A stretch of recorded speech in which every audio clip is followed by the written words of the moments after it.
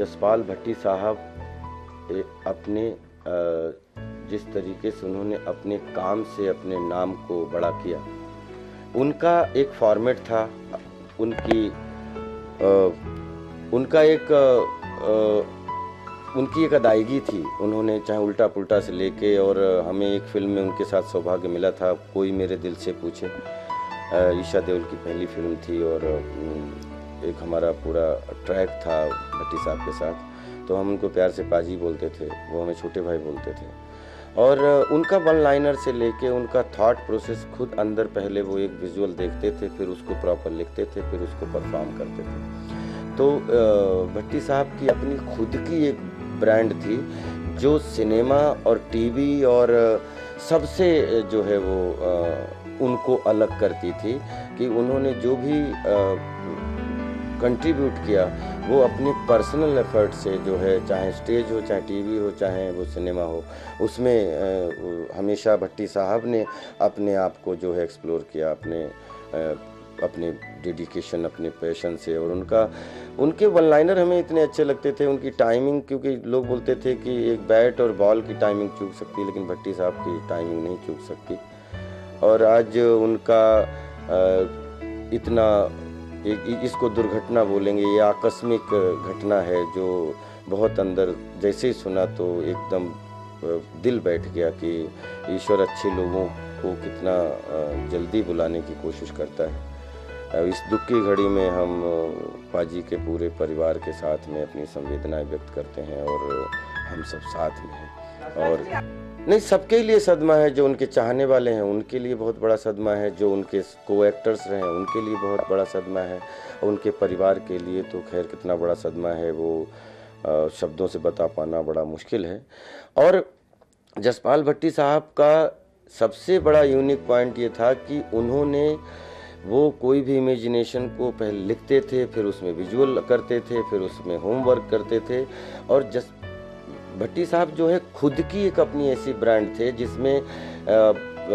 ये नहीं कहा जा सकता कि वो कॉमेडी करते थे या ट्रेजिडी करते थे, लेकिन उनकी टाइमिंग में इतनी अचूक थी। हम जब मिलते थे कि पाजी आपकी टाइमिंग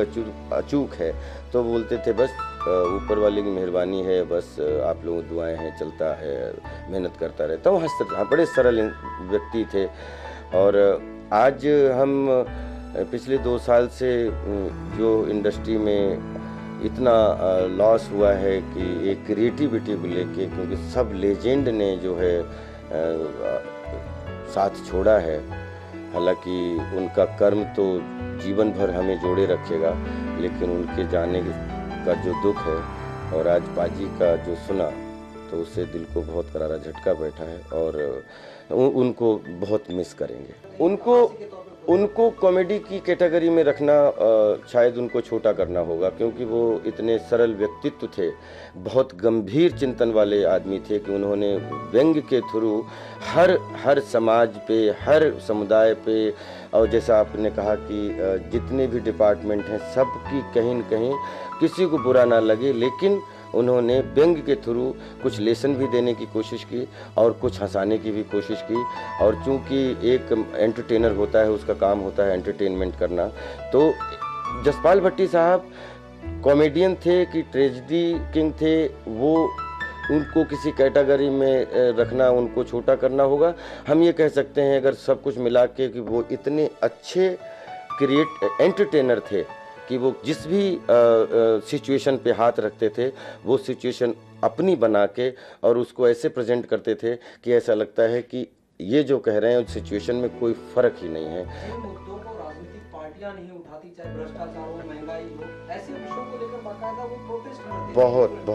ऐसी चीजों को आपने भी देखा होगा। क्या कहना है कि कहीं ना कहीं वो सोशल और पीढ़ी से भी बहुत ज्यादा अटैच है, अपनी बातों को हास्य के जरिए प्रस्तुत, बिल्कुल अपनी बातों को इतना